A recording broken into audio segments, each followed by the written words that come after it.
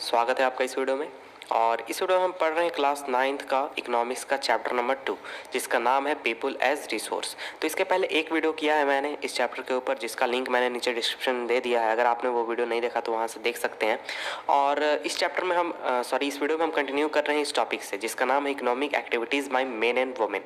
तो इसके पहले के टॉपिक तक, यानी कि इस पूरे पैराग्राफ को नीचे तक हमने पढ़ लिया था पिछले वीडियो में। और आइए अब हम इस वीडियो को कंटिन्यू करते हैं इस टॉपिक के साथ। तो आइए हम देखते हैं कि क्या हमें यहाँ पढ़ना है। तो मेरा मतलब है कि कंटिन्यू करते हैं इस टॉपिक को। लाइक विलास एंड सकल people have been engaged in various activities. We saw Vilas sold fish and Sakal got a job in a firm. The various activities have been classified into three main sectors, that is primary, secondary and tertiary. तो देखिए, विलास और सकल की कहानी हमने पिछली video में पढ़ी थी। तो उसकी तरह ही जो लोग होते हैं, कोई भी व्यक्ति जो होता है वो किसी न किसी एक्टिविटी में इंगेज होता है। हमने देखा था कि विलास जो है वो फिश बेचता है और सकल जो है वो एक प्राइवेट फर्म में जॉब करता है। और अलग अलग तरह की जो एक्टिविटीज़ हैं जो कि परफॉर्म की जाती है लोगों द्वारा, उनको तीन मेन सेक्टर्स में क्लासिफाई किया गया है। ये सेक्टर्स हैं प्राइमरी सेक्टर, सेकेंडरी और टर्शियरी सेक्टर। तो हम देखते हैं कि इन तीनों सेक्टर में क्या होते हैं। प्राइमरी सेक्टर जो होता है उसमें एग्रीकल्चर इंक्लूड होता है, forestry, animal husbandry, fishing, poultry farming and mining. ये सभी चीज़ें प्राइमरी सेक्टर में आती हैं। और quarrying and manufacturing is included in the secondary sector. तो ये मैन्युफैक्चरिंग और क्वेरिंग जो है वो सेकेंडरी सेक्टर में इंक्लूडेड है। और इसके बाद trade, transport, communication, banking, education, health, tourism, ये सभी चीज़ें जो हैं इनको टर्शियरी सेक्टर में इंक्लूड किया जाता है। इन सभी को टर्शियरी सेक्टर में इंक्लूड किया जाता है। The activities in this sector result in the production of goods and services. This activities add value to the national income. तो देखिए, ये जो एक्टिविटीज़ की जाती हैं इन सभी सेक्टर्स द्वारा, ये सभी रिजल्ट, इन सभी का जो रिजल्ट होता है वो किसी न किसी गुड या सर्विसेज के प्रोडक्शन में होता है। यानी ये कुछ ऐसी चीज़ें बनाती हैं जिनसे इनको इनकम हो, या फिर एक तरीके के नेशनल इनकम को ये बढ़ावा देती हैं, ये सभी activities. This activities are called economic activities. तो ये सभी चीज़ें जो ऊपर बताई गई, जैसे कि हमारा हो गया फिशिंग, हो गया एनिमल हस्बेंड्री, हो गया मैन्युफैक्चरिंग, हो गया फिर हमारा कम्युनिकेशन हो गया, ट्रांसपोर्ट हो गया, ये सभी चीज़ें जो हैं वो क्या है, ये एक तरह की इकोनॉमिक एक्टिविटीज़ हैं। तो इकोनॉमिक एक्टिविटीज़ के दो पार्ट्स होते हैं, दो हिस्सों में हम उसे बांट सकते हैं। पहला होता है मार्केट एक्टिविटीज़ और दूसरा नॉन मार्केट एक्टिविटीज़। तो अब हम इन्हें देख लेते हैं। तो देखिए, मार्केट एक्टिविटीज़ वैसे एक्टिविटीज़ होते हैं जिनको कोई भी व्यक्ति परफॉर्म करता है या फिर कोई भी ऑर्गेनाइजेशन परफॉर्म करता है ताकि उससे वो पैसे कमा सके या फिर उसे कोई सैलरी मिल सके। फॉर एग्जांपल, आप कोई जॉब कर रहे हैं तो आप इकोनॉमिक एक्टिविटी कर रहे हैं। अगर आप कोई दुकान खोलकर बैठे हुए हैं तो आप इकोनॉमिक एक्टिविटी कर रहे हैं। अगर आप किसी भी चीज़ का प्रोडक्शन कर रहे हैं तो आप इकोनॉमिक एक्टिविटी कर रहे हैं। अब बात आती है कि नॉन मार्केट एक्टिविटी क्या होते हैं। तो देखिए, नॉन मार्केट एक्टिविटी जो होते हैं वो वैसे वर्क होते हैं जिनको आप करते हैं सेल्फ कंजम्पशन के लिए। फॉर एग्जाम्पल, आपने घर में अपना एक अचार बनाया है तो वो आपका नॉन मार्केट एक्टिविटी, क्योंकि आप उससे प्रॉफिट नहीं कमा रहे हैं, आप उसको सेल्फ कंजप्शन के लिए यूज़ कर रहे हैं। इसके बाद दिस कैन बी, अब नेक्स्ट पेज में हमें जाना है। This can be consumption and processing of primary products and on account production of fixed asset. तो देखिए, ये सभी चीज़ें हो सकती है जिनको आप अपने यूज़ के लिए या फिर अपने ज़रूरत के लिए किसी भी चीज़ को अगर प्रोड्यूस करें तो उन्हें हम क्या कहेंगे, उन्हें हम नॉन मार्केट एक्टिविटीज़ कहेंगे। यहाँ पर एक्टिविटी दिया हुआ है, आप ये एक्टिविटी पढ़ सकते हैं और चाहे तो घर पर कर भी सकते हैं। अब मैं और आगे बढ़ता हूँ। Due to historical and cultural reasons, there is a division of labor between men and women in the family. Women generally look after domestic chores and men work in the fields. Sakal's mother, Sila, cooks food, cleans utensils, washes clothes, cleans the house, and look after her children.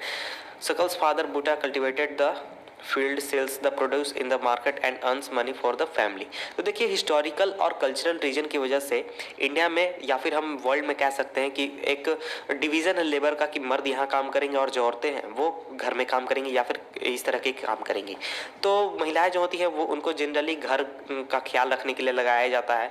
For example, आपने जो पिछली कहानी पढ़ी थी दोस्तों की, उसमें सकल की कहानी आपने पढ़ी थी, उसमें उसकी जो माँ थी शीला, वो घर में खाना पकाती थी, बर्तन साफ करती थी, घर को साफ करती थी और अपने बच्चों का ख्याल रखती थी। वहीं उसके जो फादर थे बूटा, वो फील्ड में काम करते थे और उससे प्रोडक्शन करते थे, जो उसको बाजार में मार्केट में बेचकर और उससे पैसे कमाते थे परिवार के लिए। तो इस तरीके से आप देख सकते हैं बिल्कुल यही कहानी लगभग हर घर में होती है। उसका रीज़न ये है कि हमारा जो हिस्टोरिकल और कल्चरल बैकग्राउंड है उसमें महिलाओं को यह आज़ादी नहीं है कि वो फील्ड में जाकर या कुछ स्पेसिफिक तरीके के काम कर सके। अब धीरे धीरे जब हमारा ज़माना चेंज हो रहा है तो अब हम धीरे धीरे उस ओर बढ़ रहे हैं जहाँ पर महिलाओं को इतनी आज़ादी मिले और महिलाएं अपने इच्छा अनुसार जाकर काम कर सके। Sheela is not paid for the services delivered for upbringing of the family.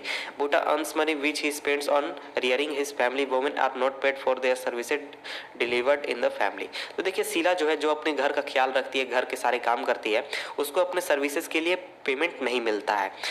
वहीं जो उसका हस्बैंड है यानी कि जो शकल है उसका फादर बूटा, वो पैसे कमाता है और वो उन पैसे को अपने परिवार चलाने के लिए खर्च करता है। तो बिल्कुल यही कहानी हर जगह है। जो महिलाएं होती हैं वो अगर अपने घर में काम करती हैं, घर का ख्याल रखती हैं, तो उन्हें उनके सर्विसेज के लिए पैसे नहीं मिलते हैं। Their work is not accounted in the national income, which is sum of total of goods and services produced in a country। तो देखिए जो महिलाएं अपने घर में काम करती हैं उसको नेशनल इनकम में नहीं जोड़ा जाता है। उसका रीज़न ये है कि वो कोई क्या कहते हैं, इनकम नहीं लेती हैं अपने काम करने के लिए। और नेशनल इनकम आखिर है क्या? तो नेशनल इनकम का मतलब हुआ कि sum of total of goods and services produce in a country. तो जितने भी आप गुड्स एंड सर्विसेज आप प्रोड्यूस करेंगे उसका जो जितना भी कीमत होगा उसको हम नेशनल इनकम में जोड़ेंगे। Geeta, mother of Vilas, earned an income by selling fish. Thus women are paid for their work when they enter the labour market. Their earning like that of their male counterpart is determined on the basis of education and skill. वही आप दूसरे दोस्त की कहानी आप देख रहे थे जो कि था विलास। विलास की माँ जो थी गीता, वो काम करती थी, मछली बेचती थी और इस वजह से उसे पैसे मिलते थे। तो इसका मतलब यहाँ ये हुआ कि जब महिलाएं लेबर मार्केट में आती हैं और लेबर मार्केट में काम करना शुरू करती हैं तब उन्हें पैसा मिलना शुरू होता है। और उनकी जो अर्निंग है वो उनके मेल काउंटर पार्ट यानी जो उनके मुकाबले जो मर्द वहाँ काम कर रहे हैं उनके मुकाबले उनकी अर्निंग तय होती है कि उनकी स्किल कितनी है और उनकी एजुकेशन कैसी है। इस बात पर डिफाइन होगी कि उनकी अर्निंग कितनी होगी, एजुकेशन। इसके बाद आगे हम बढ़ते हैं।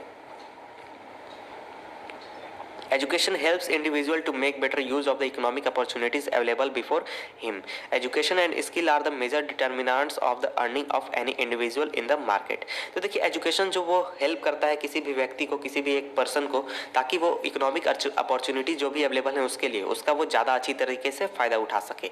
एजुकेशन या फिर स्किल दोनों एक साथ हम कह सकते हैं। ये दोनों जो है वो बहुत ही बड़े एक तरीके से यही डिटरमाइन करते हैं कि किसी भी इंडिविजुअल का मार्केट में क्या इनकम होगा। अगर किसी व्यक्ति के पास अच्छा एजुकेशन है, उसके पास किसी भी चीज़ को प्रोड्यूस करने का स्किल है, तो उसकी सैलरी अनस्किल्ड पर्सन के मुकाबले ज़्यादा होगी, उसे ज़्यादा अर्निंग मिलेगी।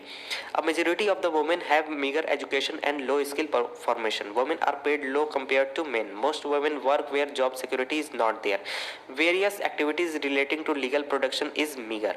तो देखिए जो ज़्यादातर महिलाएं होती हैं उनके पास जो एजुकेशन होता है या फिर स्किल होता है वो बहुत ही कम होता है। और महिलाएं जो होती हैं उन्हें मर्द के मुकाबले काफ़ी कम पेमेंट भी मिलता है। और ज़्यादातर जो महिलाएं होती हैं वो वहाँ काम करती हैं जहाँ पर जॉब सिक्योरिटी जो है वो बहुत ही कम है या फिर ना के बराबर है। और बहुत तरह के जो एक्टिविटीज़ जो हैं जो आपको लीगल प्रोटेक्शन से रिलेटेड है वहाँ उस तरीके की सुविधा आपको जनरली महिलाओं को नहीं मिलती है। Employment in this sector is characterised by irregular and low income. तो इस तरीके के जो सेक्टर हैं जैसे कि आपका लेबर सेक्टर हो गया या फिर इसी तरीके के और सेक्टर्स, वहाँ पर जो इनकम होती है या फिर एम्प्लॉयमेंट होता है वो बहुत ही इरेगुलर होता है, यानी उन्हें लगातार जॉब नहीं मिलते हैं और उन्हें ये तय नहीं होता कि कब जॉब मिलेगा, कब काम मिलेगा, कब नहीं मिलेगा। और उनकी जो सैलरी होती है, इनकम होती है, वो भी बहुत ही कम होती है। In this sector there is an absence of facilities like maternity leave, child care and other social security systems. तो इन सेक्टर में जो फैसिलिटीज़ मिलनी चाहिए एक महिला को जो कि काम कर रही है वो नहीं मिलते, जैसे कि मैटरनिटी लीव, चाइल्ड केयर, बच्चों का ख्याल रखने के लिए, या फिर सोशल सिक्योरिटी सिस्टम्स में। However women with high education and skill formation are paid at par with the men. तो इसके अलावा वैसी जगहों पर जहाँ पर जो महिलाएं हैं वो बहुत ही हाई एजुकेशन के साथ है और उनके पास हाई स्किल है, उनको मर्द के बराबर या फिर मर्द से ज़्यादा भी सैलरी मिलते हैं। ऐसा नहीं है कि हर जगह पे उनके साथ ऐसा ही किया जाता है। Among the organised sector teaching and medicine attract them at the most. तो देखिए ऑर्गेनाइज सेक्टर में जो महिलाएं हैं वो सबसे ज़्यादा अट्रैक्ट होती हैं टीचिंग सेक्टर में या फिर मेडिसिन सेक्टर में। Some women have entered the administrative and other services including those which need high level of scientific and technological services. तो बहुत सारी महिलाएं ऐसी भी हैं जिन्होंने एडमिनिस्ट्रेटिव एरियाज़ में आ गई हैं और दूसरी सर्विसेज में आ गई हैं जहाँ पर साइंटिफिक और टेक्नोलॉजिकल सर्विसेज की रिक्वायर्ड है हाई लेवल। तो यहाँ पर आपसे कहा जा रहा है कि आप अपने सिस्टर से जाके पूछे या क्लासमेट से पूछे कि वो कौन सा कैरियर चुनना चाहेगी। तो अब हम आगे बढ़ते हैं। यहाँ पर नेक्स्ट टॉपिक है हमारा quality of education, quality of population. The quality of population depends upon the literacy rate, health of a person indicated by life expectancy and skill formation acquired by the people of the country. The quality of population ultimately decide the growth rate of the country. Illiterate and unhealthy population are liability for the economy. Literate and healthy population are an asset. तो देखिए यहाँ पर कहा जा रहा है कि जो क्वालिटी है पॉपुलेशन का वो डिपेंड करता है कि हमारी जो पॉपुलेशन है उसकी लिटरेसी रेट क्या है, हेल्थ क्या है हमारे पॉपुलेशन के लोगों की, उनकी लाइफ एक्सपेक्टेंसी क्या है और उनका स्किल फॉर्मेशन क्या है लोगों द्वारा किसी भी कंट्री में। तो क्वालिटी ऑफ पॉपुलेशन जो है वही डिसाइड करता है कि किसी भी कंट्री का जो ग्रोथ रेट है वो क्या होगा। तो देखिए इलिटरेट और अनहेल्दी जो लोग होते हैं या फिर पॉपुलेशन होता है वो किसी भी देश के लिए एक जिम्मेदारी की तरह होते हैं, लेकिन जो लिटरेट और हेल्दी पॉपुलेशन होता है वो एक संपत्ति की तरह होता है किसी भी देश के लिए। वो क्यों? क्योंकि वो किसी भी देश को एक हाई ग्रोथ रेट प्रोवाइड करा सकते हैं। तो देखिए क्वालिटी ऑफ पॉपुलेशन में हम सबसे पहले एजुकेशन की बात करते हैं। Sakal's education in the initial year of his life bore him the fruits in the later year in the terms of goods job and salary. तो देखिए सकल के एजुकेशन पर जो इनिशियल ईयर्स में खर्चे किए गए थे या फिर उस पर इन्वेस्टमेंट किया गया था वो उसे एक फल के रूप में मिला बाद में, जब उसे अच्छा सैलरी मिलने लगा, अच्छा जॉब मिल गया और उसे काफ़ी अच्छा एक तरीके से ग्रोथ मिला। We saw education was an important input for the growth of Sakal. It open new horizon for him, provided new aspiration and develop values of life. तो देखिए हमने देखा कि एजुकेशन जो है वो बहुत ही इंपॉर्टेंट एक तरीके के इनपुट था सकल के ग्रोथ के लिए। एजुकेशन उसके लिए एक नया हॉरिजन खोल दिया कि वो एक नए क्षेत्र में जा सकता है, नया काम कर सकता है, उसको नए तरीके के एस्पिरेशंस दिए और उसके वैल्यूज़ को लाइफ में डेवलप किया। नॉट ओनली फॉर सकल एजुकेशन कंट्रीब्यूट्स, मैं नेक्स्ट पेज कर देता हूँ। Education contributes toward the growth of the society also. It enhances the national income, cultural richness and increase the efficiency of governance. तो देखिए ऐसा नहीं है कि एजुकेशन जो है वो सिर्फ शकल के लिए काम करेगा या फिर आपके लिए काम करेगा या फिर मेरे लिए काम करेगा। अगर आप अच्छा एजुकेशन लेते हैं तो एजुकेशन जो है आपका एजुकेशन सोसाइटी को भी डेवलप करने में मदद करेगा और नेशनल इनकम को भी बढ़ाने में मदद करेगा और इसके साथ साथ कल्चरल रिचनेस आएगी और हमारा जो गवर्नेंस है उसका जो इफेक्टिवनेस है, एफिशिएंसी है वो भी काफ़ी ज़्यादा इंक्रीज होगा। There is a provision made, इसे आगे कर देता हूँ आगे, provision made for providing universal access, retention and quality in elementary education with special emphasis on girls. There is also an establishment of setting of schools like Navodaya Vidyalaya in each district. तो देखिए एक तरीके का प्रोविज़न बनाया गया है ताकि universal access provide किया जा सके और क्वालिटी ऑफ एलिमेंट्री एजुकेशन जो है वो अच्छा किया जा सके और जिसमें कि स्पेशल इम्फेसिस किया जा रहा है गर्ल्स के ऊपर। और इसके अलावा देयर इज़ ऑल्सो एस्टेब्लिश, तो देखिए इसके अलावा हर डिस्ट्रिक्ट में इंडिया के नवोदय विद्यालय स्थापित किया गया ताकि एक तरीके का अच्छा एजुकेशन हर डिस्ट्रिक्ट में प्रोवाइड किया जा सके। Vocational streams have been developed to equip large number of high school students into occupation related to knowledge and skills. तो देखिए वोकेशनल स्ट्रीम्स भी खोले गए हैं, वोकेशनल एजुकेशन की भी शुरुआत की है जहाँ पर ज़्यादातर स्कूल स्टूडेंट्स को ऐसे नॉलेज और स्किल दिए जा रहे हैं जिससे वो डायरेक्टली एक तरीके से जॉब में एंटर कर सके और जॉब ओरिएंटेड उन्हें एजुकेशन प्रोवाइड किया जा रहा है वोकेशनल स्ट्रीम्स के जरिए। The plan outlay on education has been increase from Rs 151 crore in the first plan to Rs 43,825 crore in the 10th plan. तो देख सकते हैं कि जो खर्चा किया जाता था सरकार द्वारा फर्स्ट प्लान में यानी करीब 1950 के अराउंड, उस समय 151 करोड़ रुपए मात्र था एजुकेशन के ऊपर और बाद में इसे बढ़ा दिया गया 43,000 करोड़ तक जो कि 10th प्लान में था। 10th प्लान आपका करीब हो गया 2000 ईस्वी के आसपास। और इसके बाद जो एक्सपेंडिचर था एजुकेशन जीडीपी के परसेंटेज के रूप में देखें तो वो 0.64% था इस 1951-52 में और ये बढ़कर हो गया अराउंड 4% इन 2002। तो देखिए यहाँ पर आपको चार्ट दिया गया है और इसमें लिटरेसी रेट बताया गया है कि 1951 में देखिए कितना था, तो बहुत ही कम था, और 2001 में देख सकते हैं कितना था, तो करीब अराउंड 70% के आसपास हम पहुंच चुके हैं। तो ये ग्रोथ काफ़ी अच्छा है, लेकिन हमें और भी आगे ग्रोथ करना है। और यहाँ पर लेट डिस्कस क्वेश्चंस दिए गए हैं, आप इन क्वेश्चंस को देख सकते हैं और पढ़ सकते हैं। The literacy rates have increased from 18% in 1951 to 65% in 2001। तो लिटरेसी रेट 18% से 65% तक बढ़ चुका है 2001 में। Literacy is not only a right, it is also needed if the citizen are to perform their duties and enjoy their right properly. However, a vast difference in notice across the different sections of the population. Literacy among the males is nearly 50% higher than females, and it is about 50% higher in urban areas as compared to rural areas। तो देखिए यहाँ पर बात की जा रही है, जो लिटरेसी रेट है वो 18% से बढ़कर 65% हो चुका है। और लिटरेसी केवल एक तरीके का राइट नहीं है, ये बहुत ही ज़रूरी है ताकि जो सिटीजन है वो अपने ड्यूटीज़ को अच्छी तरीके से परफॉर्म कर सके और अपने राइट्स को अच्छी तरीके से इंजॉय कर सके। लेकिन हम जब लोगों पर ध्यान देते हैं तो हमें बहुत ही डिफरेंस देखने को मिलता है डिफरेंट सेक्शंस, पॉपुलेशन के डिफरेंट सेक्शन में। फॉर एग्जाम्पल, अगर मेल और फीमेल को कंपेयर करें तो मेल्स जो है वो 50% ज़्यादा एजुकेटेड हैं फीमेल के मुकाबले। और अगर हम अर्बन और रूरल एरियाज़ को कंपेयर करें तो अर्बन एरियाज जो है वो 50% ज़्यादा एजुकेटेड हैं रूरल एरियाज़ के मुकाबले। जो लिटरेसी रेट है वो भी वेरी करता है, 96% कुछ डिस्ट्रिक्ट में केरला के, और कुछ डिस्ट्रिक्ट हैं मध्य प्रदेश में जहाँ पर 30% भी हमारा लिटरेसी रेट नहीं है। जो प्राइमरी स्कूल है, प्राइमरी स्कूल सिस्टम वो एक्सपेंड हो चुका है करीब 5 लाख विलेजेस में इंडिया में, यानी कि करीब 5 लाख विलेजेस में अब हमारे स्कूल्स अवेलेबल हैं।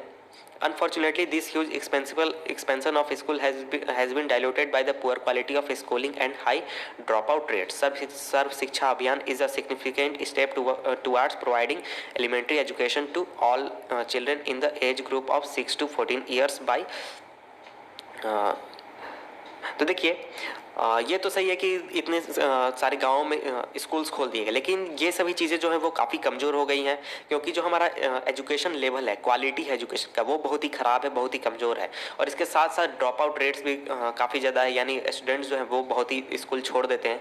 तो इसके लिए सर्व शिक्षा अभियान चलाया गया ताकि हम एलिमेंट्री एजुकेशन जो है वो काफ़ी अच्छा कर सकें, मजबूत कर सकें जो स्टूडेंट्स के लिए, जो कि 6 से 14 साल के बीच में है। और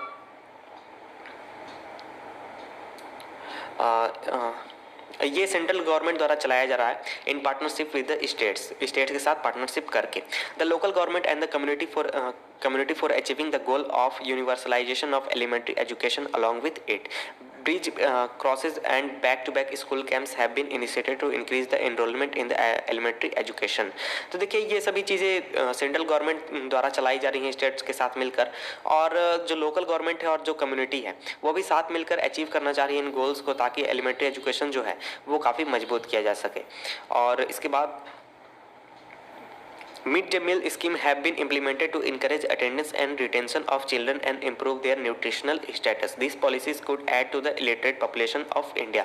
तो देखिए मिड डे मील स्कीम जो है उसको भी काफ़ी इम्प्लीमेंट किया जा रहा है ताकि अटेंडेंस को बढ़ाया जा सके और चिल्ड्रन ड्रॉप आउट ना करें और स्कूल में ही रहें, और उनका जो न्यूट्रिशनल स्टेटस है उसको भी काफ़ी ज़्यादा मजबूत किया जा सके।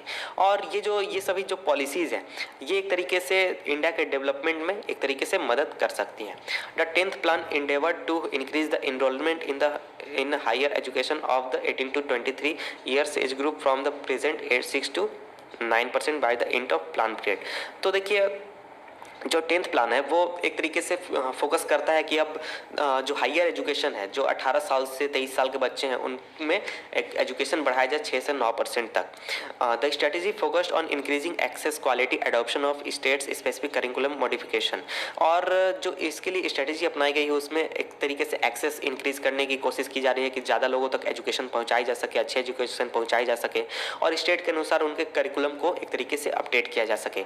और इसके साथ साथ वोकेशनलाइजेशन और नेटवर्किंग को भी यूज़ किया जा रहा है इंफॉर्मेशन टेक्नोलॉजी के साथ,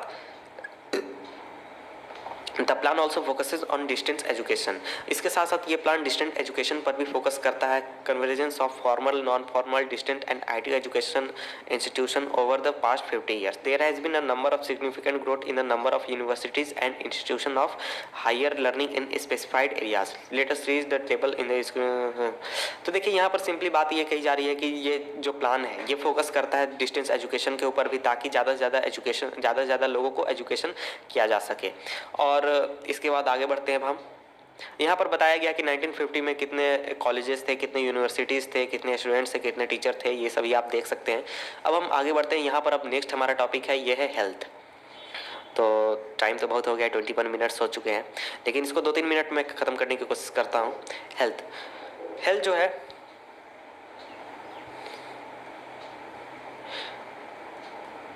इसके बाद हमारा नेक्स्ट टॉपिक है हेल्थ। तो देखिए हेल्थ को हम पढ़ेंगे नेक्स्ट वीडियो में, जिसका लिंक मैं नीचे डिस्क्रिप्शन दे दूंगा। तो मिलते हैं आपसे हम नेक्स्ट वीडियो में, तब तक के लिए गुड बाय।